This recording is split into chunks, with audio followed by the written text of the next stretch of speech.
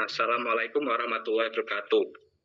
Yang saya hormati Ibu Dwi Puji Ratnawati, SM MSI, dan Bu Dina Lusianti, SE MMAAK.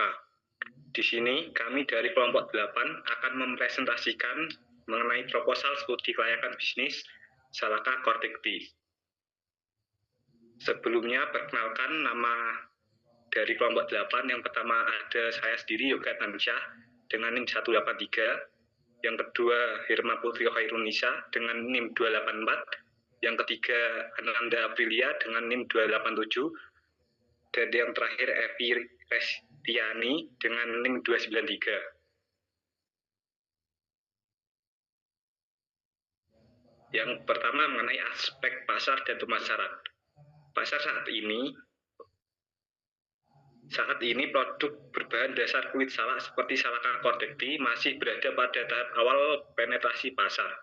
Produk ini cenderung menarik perhatian konsumen yang peduli pada kesehatan dan inovasi pangan lokal. Pasar utama meliputi segmen pecinta teh herbal, komunitas vegan, dan konsumen urban yang mencari alternatif sehat dalam minuman. Yang kedua, pasar yang akan datang. Dalam skala nasional, potensi pasar untuk teh herbal diperkirakan akan terus tumbuh seiring dengan meningkatnya kesadaran masyarakat terhadap gaya hidup sehat. Salaka Kortekti dapat menyasar kota-kota besar di Indonesia yang memiliki permintaan tinggi akan produk kesehatan. Dengan promosi dan distribusi yang tepat, produk ini berpotensi menjadi bagian dari pasar minuman herbal yang berkembang di Indonesia, termasuk di retail modern dan platform e-commerce lokal. Selanjutnya, estimasi potensi pasar. Potensi pasar Salaka Kortekti cukup besar mengingat tren konsumsi teh herbal meningkat. Menurut data industri, pasar teh herbal global diperkirakan tumbuh sekitar 6-8% per tahun. Jika dikembangkan dengan baik, Salaka Kortekti dapat menguasai pangsa pasar di kategori minimal fungsional. Perluasan pasar dapat didukung melalui kemitraan dengan distributor dan pelaku bisnis kesehatan.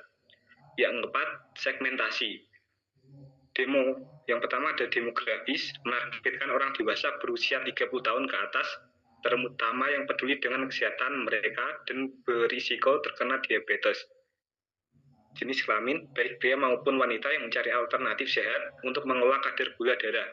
Pendapatan kelas menengah ke atas, karena produk herbal seringkali dihargai lebih tinggi daripada produk minuman biasa. Geografis, wilayah perkotaan dan suburban yang lebih sadar akan kesehatan dan memiliki akses ke produk herbal atau alternatif kesehatan.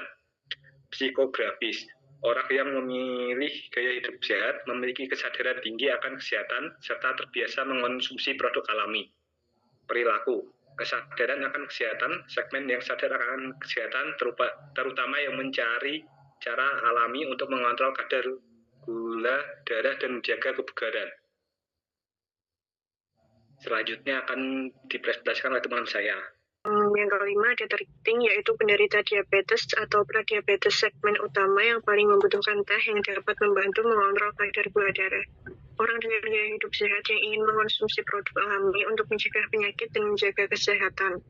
Konsumen produk herbal dan organik, mereka yang secara khusus mencari alternatif alami dari bahan tradisional, seperti teh dari kulit salak yang memiliki manfaat kesehatan.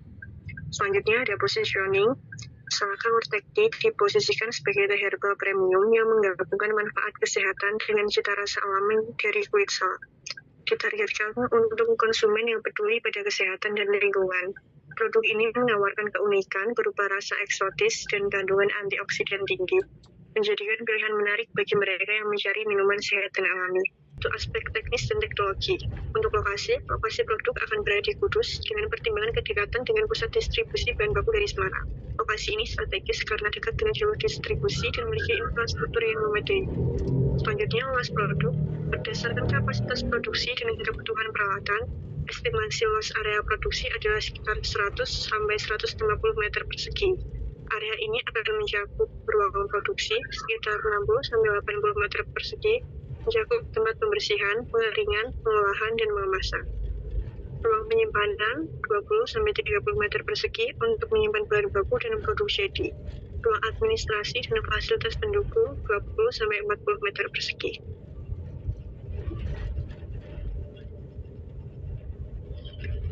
Kemudian yang ketiga ada layout, perencanaan layout pabrik Salaka Kortekti.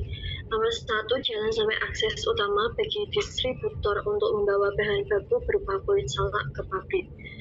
Truk pengiriman menggunakan jalur ini untuk memudahkan distribusi bahan baku.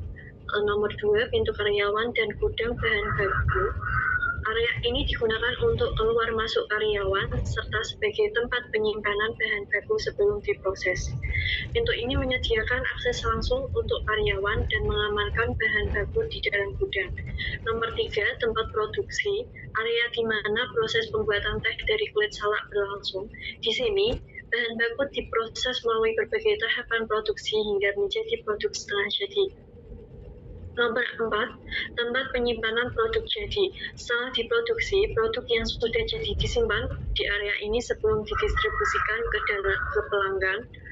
Ruangan ini bertujuan untuk menjaga kualitas produk sebelum sampai ke tangan konsumen. Yang nomor 5, kamar mandi atau WC, fasilitas sanitasi yang disediakan untuk karyawan. Kamar mandi ini memastikan kenyamanan dan kebersihan bagi karyawan selama berada di area pabrik. Nomor 6, kantor. Ruangan yang digunakan untuk kegiatan administrasi dan manajemen pabrik. Di kantor ini, pekerjaan yang berkaitan dengan administrasi seperti pencatatan inventaris, pengelolaan karyawan, dan koordinasi produksi dilakukan. Nomor 7, pembuangan limbah. Area khusus untuk mengelola dan membuat pembuangan limbah di sini untuk menjaga kebersihan dan memenuhi standar lingkungan. Nomor 8, tempat pembelanjaan. Area di mana pelanggan dapat dihasilkan oleh pabrik. Ini memungkinkan konsumen membeli produk secara langsung di tempat, seperti layaknya toko retail kecil di dalam pabrik. Yang keempat, teknologi yang digunakan. Pemilihan teknologi dalam produksi Salaka Kortekti berfokus pada efisiensi, kualitas, dan keberlanjutan. Teknologi yang digunakan mencakup mesin pengering dan pemanggang otomatis untuk memastikan proses pengolahan kulit salak berjalan konsisten dan higienis.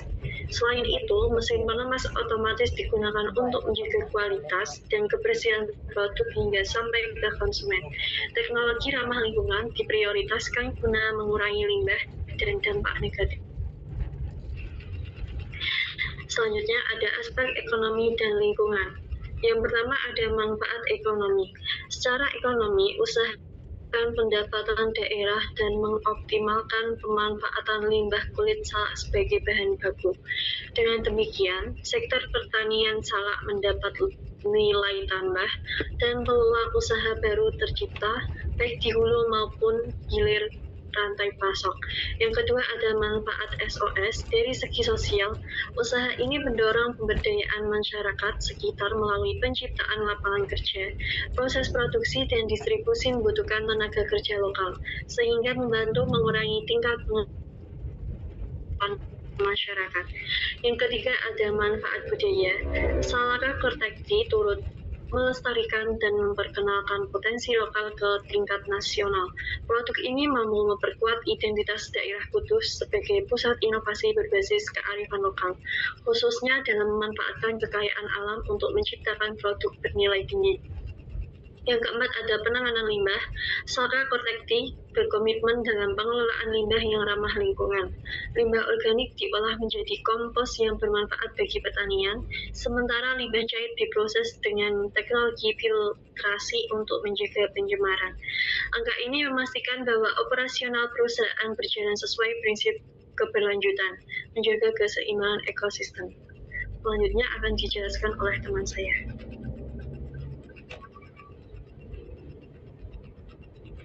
Aspek keuangan. 1. Kebutuhan dana. Kebutuhan dana mencakup investasi awal dan modal kerja operasional. Investasi awal meliputi menggunakan kebutuhan sebagai pemasaran awal serta kebutuhan logistik. Modal kerja digunakan untuk pembelian bahan baku, upah tenaga, dan biaya operasional harian, seperti energi dan transportasi. Total kebutuhan dana dapat bervariasi tergantung pada skala produksi dan strategi distribusi. Yang kedua, sumber dana. Sumber dana untuk Salaka Cortex T bisa berasal dari dana pribadi, pinjaman bank, investor swasta, atau crowdfunding. Pendanaan pribadi memungkinkan kontrol penuh, sedangkan pinjaman bank atau investor memberikan tambahan modal dan peluang jaringan. Pemerintah juga menawarkan hibah atau subsidi untuk usaha berbasis keberlanjutan. Yang ketiga, metode penelitian investasi. Penilaian investasi menggunakan beberapa metode seperti payback, dan juga internal rate of return dan profitability index. Payback period mengukur waktu pengembalian investasi. NPV menghitung nilai sekarang dari arus kas masa depan. Internal rate of return menunjukkan tingkat pengembalian yang diinginkan. Dan payback period mengukur efisiensi investasi, di mana nilai lebih dari satu menandakan keuntungan. Aspek manajemen. 1. Struktur organisasi. Direktur bertanggung jawab atas keseluruhan operasional perusahaan, pengambilan keputusan strategis, dan pengawasan terhadap semua departemen. Yang kedua, divisi keuangan, mengelola anggaran, memantau arus kas, dan membuat laporan keuangan untuk memastikan kesehatan finansial perusahaan, mengelola pencatatan keuangan, menyusun laporan bulanan, dan memastikan semua transaksi ditata dengan benar. Divisi produksi, mengelola proses produksi teh dari kulit salak, mengatur jadwal produksi, memastikan kualitas produksi sesuai standar.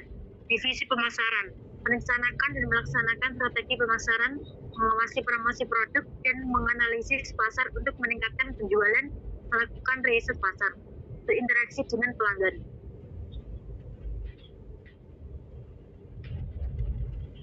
Yang kedua, jadwal kegiatan. 1. Persiapan alat dan bahan. 2. Persiapan tempat. 3. Tahap produksi. 4. Tahap promosi dan pemasaran produk. Yang kelima, evaluasi usaha.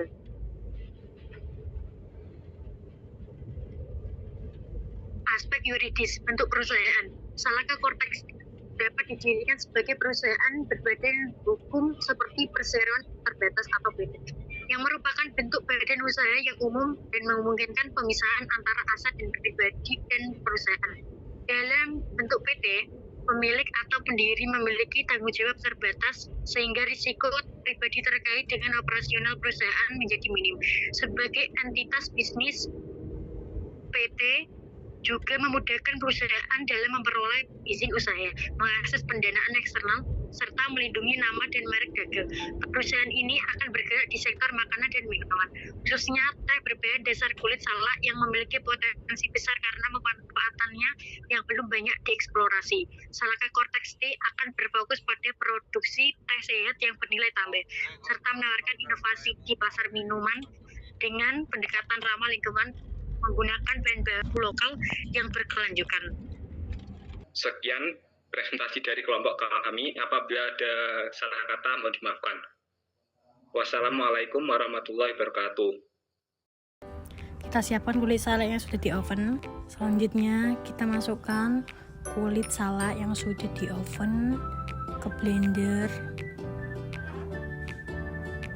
Dan setelah itu kita blender kulit salak sampai halus dan merata.